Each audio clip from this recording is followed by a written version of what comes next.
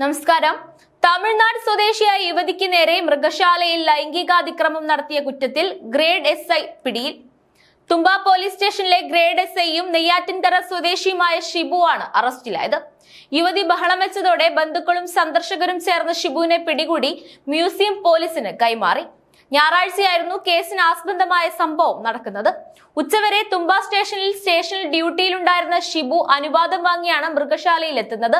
ആ സമയം കുടുംബത്തോടൊപ്പം മൃഗശാലയിലെത്തിയ യുവതി കൂടിന് സമീപം നിൽക്കുമ്പോഴാണ് ഷിബു പിന്നിലൂടെ എത്തി ഭീഷണിപ്പെടുത്തി അതിക്രമം നടത്തുന്നത്. തുടർന്ന് നിരീക്ഷണ ക്യാമറകൾ പരിശോധിച്ച് പരാതി ശരിയാണെന്ന് ബോധ്യപ്പെട്ടുവെന്ന് പോലീസ് വ്യക്തമാക്കിയിരുന്നു.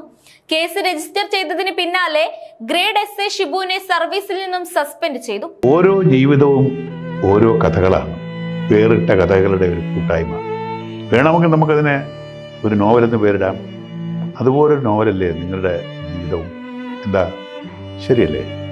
നിങ്ങളുടെ അനുഭവങ്ങൾ, കഥകൾ എന്തുമായിക്കൊള്ളട്ടെ, അത് കേൾക്കാൻ DNA ന്യൂസിലൂടെ ഞാൻ എത്തുന്നു.